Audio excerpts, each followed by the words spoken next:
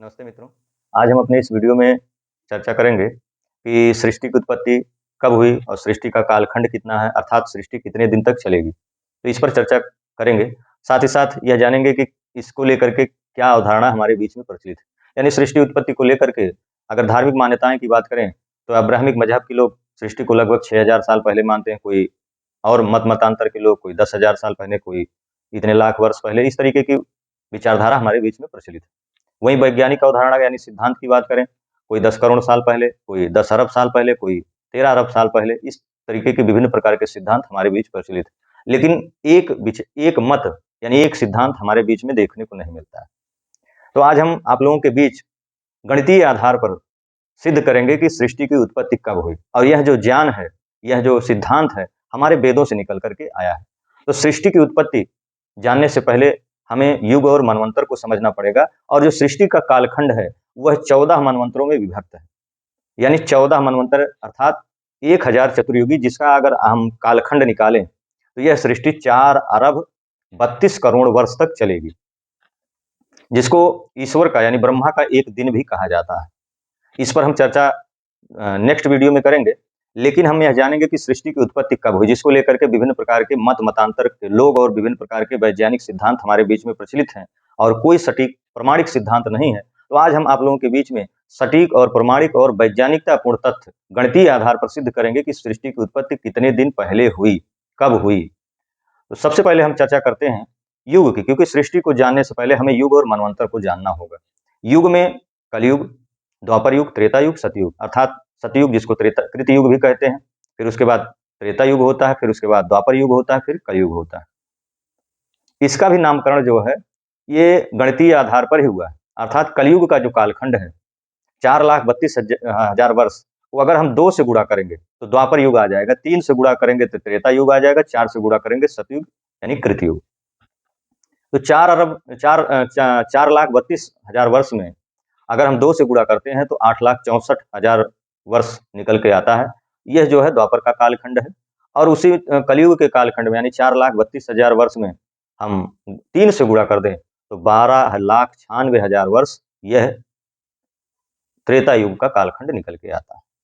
वहीं 4,32,000 वर्ष में अगर हम 4 से गुणा करें तो 17,28,000 समय निकल के आता है, जो कि सतयुग यानी कृतयुग को। अब हम कलयुग को ही क्यों प्रमाण मान रहे हैं? कलयुग को इसलिए प्रमाण, एक तो सबसे छोटी इकाई है, दूसरी इस इतने कालखंड में जितने भी हमारे ग्रह नक्षत्र हैं ब्रह्मांड के, सब एक सीध में आते हैं, इसलिए इसको इकाई माना गया।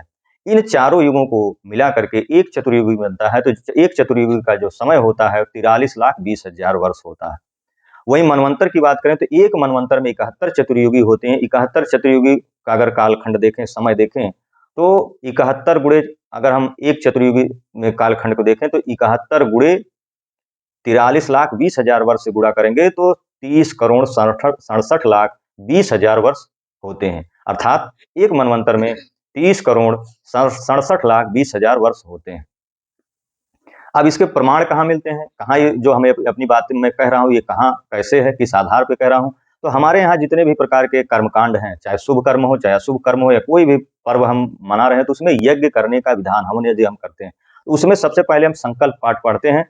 ओम तत्सत् श्री ब्राह्मणो द्वितीय प्रार्धे श्री श्वेतवाराह कल्पे सप्तमे वैवस्वत मनवंतरे अष्टाविंशतमे कलयुगे कलि प्रथम चरणे एक वृंद षड्वर्ती कोटि अष्ट लक्ष त्रिपंचाशहस्त्र त्रिविंशत्युत्तर सप्तमे सृष्टाब्दे अमुक संवत्सरे मतलब संवत्सरे मतलब जो साल चल रहा है।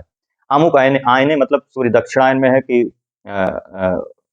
उत्तरायण है। अमुक ऋतु मतलब ऋतु कौन सा चल रहा है। अमुक मासे मतलब मास कौन सा चल रहा है। अमुक पक्षे मतलब पक्ष कौन सा चल रहा है। अमुक तिथि कौन सी तिथि है। अमुक दिवसे कौन से दिवस चल रहा है। अमुक नक्षत्रे अमुक मुहूर्ते भूरलोके जम्मू द्वीपे भारत खंडे आर्यावर्तांतर्गते अमुक प्रांते यानी उत्तर प्रदेश, किस प्रांत में हम, मध्य प्रदेश में है, किस प्रांत में कर रहे हैं। अमुक जनपदे माने किस जनपद में, अमुक नगरे किस नगरे, फिर कहाँ कर रहे हैं, स्वगृह किस काल में, प्रातःकालीन या सायकालीन, यज्ञ कर्म करना है। इस तरीके के संकल्प पाठ, इतनी सोचिए कितनी सूक्ष्म काल गणना हमारे यज्ञ के संकल्प पाठ में छुपी हुई। यह है जो काल गणना है, ये आपको यजुर्वेद में मिल जाएगा। जो ये जो हमने मंत्र का वाचन किया, संकल्प पाठ का वाचन किया, इसका यजुर्वेद में, आपके अथर्ववेद में भी जिक्र है, ऋग्वेद में भी आपका इसका प्रमाण आपको मिल जाएगा।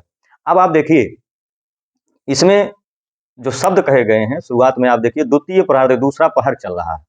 4 पहरों में बटा हुआ है, तो इस समय दूसरा पहर ये सृष्टि चल रही है और इसमें कितना समय बीत चुका है? इसमें सप्तमे वैवस्वत मनवंतर की बात कही गई है। यानी 7वां जो मनवंतर चल रहा है, उसका नाम वैवस्वत मनवंतर है, तो 7वां मनवंतर से तात्पर्य है कि 6 मनवंतर बीत चुके हैं।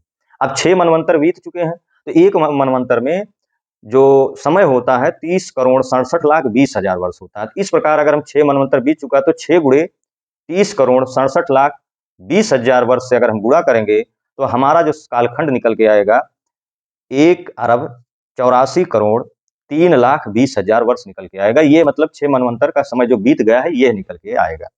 अब उसी में आप देखिए, सप्तमे मनवंतर चल रहा है, तो 7 मनवंतर चल रहा है, तो उसमें आगे 7 मनवंतर के कितने युग बीत गए हैं? तो उसमें कहा गया अष्टाविंशतमे, 8 और 20 यानी 28 कलयुगे कलि प्रथम चरण। 28 का जो कलयुग है, वो कलयुग प्रथम चरण है, यानी 27 चतुर्युगी तो बीत चुकी है और 28वां जो चतुर्युगी चल रहा है, तो 3 युग उसमें भी बीत गया और कलयुग जो चल रहा है वो प्रथम चरण में चल रहा है। इस हिसाब से अगर हम कालखंड जोड़ें, उधर जो 6 मनवंतर बीत गया, तो उसका जो कालखंड था 1,84,03,20,000 वर्ष, और इसका जो 27 चतुर्युगी को अगर हम गुणा करेंगे, 27 गुणे 43,20,000 वर्ष, तो ये इसका निकल के आएगा 11,66,40,000 वर्ष।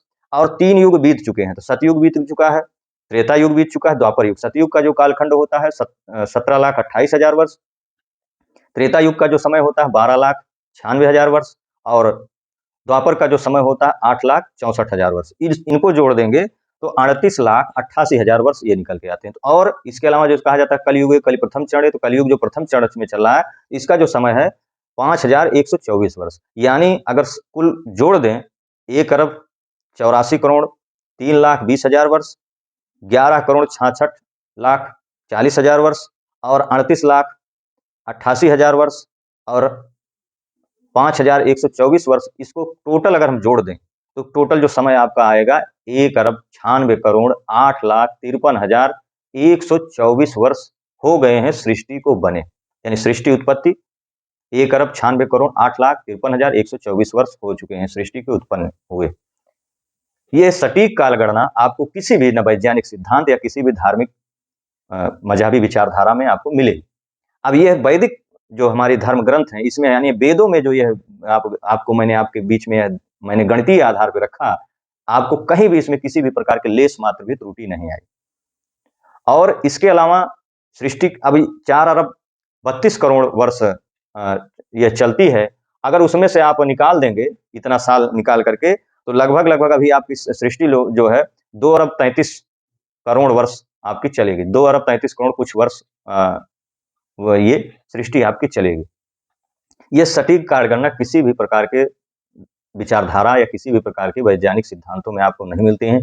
और इसके अलावा भी हमारे जो वैदिक ग्रंथों हैं, उसमें सृष्टि का निर्माण कब कैसे क्या बना, कब मनुष्य की उत्पत्ति हुई, कब पशुओं की उत्पत्ति हुई, कब वनस्पति की उत्पत्ति हुई, कब पृथ्वी की उत्पत्ति हुई, कब जो है ग्रह नक्षत्र की उत्पत्ति हुई, ये सब का सब सटीक कालगणना हमारे बीच उपलब्ध है। यदि चाहते हैं कि मैं इस पर भी वीडियो बनाऊं कि सूर्य की उत्पत्ति कब हुई, ग्रह नक्षत्रों की उत्पत्ति हुई, तो आप कमेंट में अपने विचार जरूर दें। आज आपको यह जानकारी कैसी लगी? यदि अच्छी लगी तो कमेंट में अपने विचार जरूर लिखें, और साथ ही साथ इस जानकारी को ज़्यादा से ज़्यादा लोगों तक शेयर करें, सब्सक्राइब करें। धन्यवाद।